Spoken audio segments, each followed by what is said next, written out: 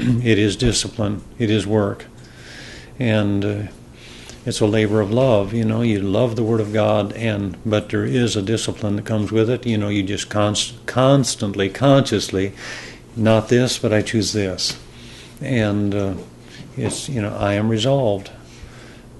Things that are higher, things that are nobler, these have allured my sight. And so it's just constantly carrying the Bible around, picking it up every time you can, and just plowing and plowing and plowing and searching and studying and meditating. And in some ways it just doesn't do too much good to read fast. You've got to meditate. You've got to deeply meditate. Here's Joshua chapter 1, this book of the law shall not depart out of your mouth, but you shall meditate in it day and night, that you may, how does it go? Study to do all that is written therein, for then you'll make your way prosperous, then you'll have good success. So here's Joshua, here he is appointed to succeed Moses. He was the one that was had the hands. Moses laid his hands on him. He was anointed with the spirit of wisdom and so on. He was a man who commanded the sun to stand still. There was no day like it before or since. He commanded the Jordan, and the Jordan split. And so Joshua was a mighty man of God. He was one of the two that made it to see the promised land. And yet with all of that here, the Lord was saying to him, Joshua, if you want to see success, you are going to have to meditate on the Word of God and obey the Word of God. And so meditation, just like a cow chewing its cud, you've got to take time to be holy. You've got to take time to sit down and meditate on the Word, study the Word, follow the themes, look for a message. C.T. Studd, they said, what are you doing up here at 3 o'clock in the morning?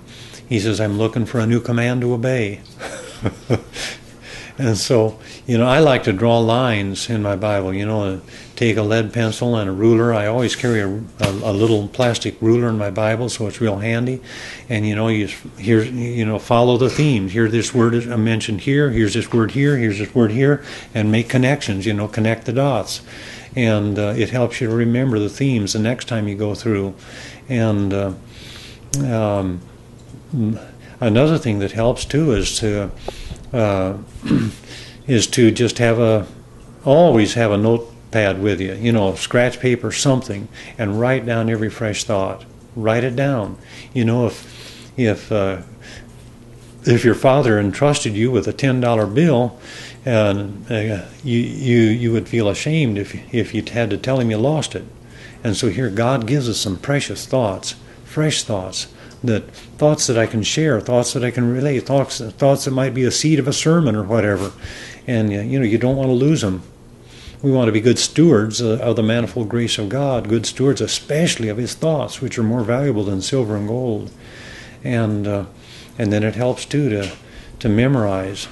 Well, let me back up. On this other thing of taking notes, I found it helpful to, like in the book of Deuteronomy. Although I couldn't do it now, but at one time I could, just write down one main theme in chapter 1, the one main, some key thing in each chapter.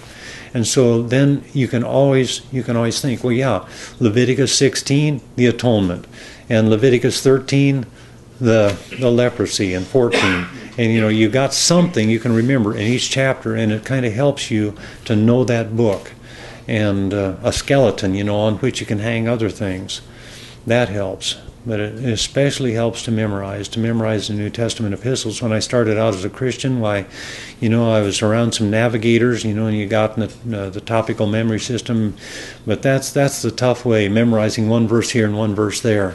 It's much easier, proportionally, relatively speaking, to memorize a whole chapter than it is to memorize one verse here and there, and also it's much easier to memorize the whole book.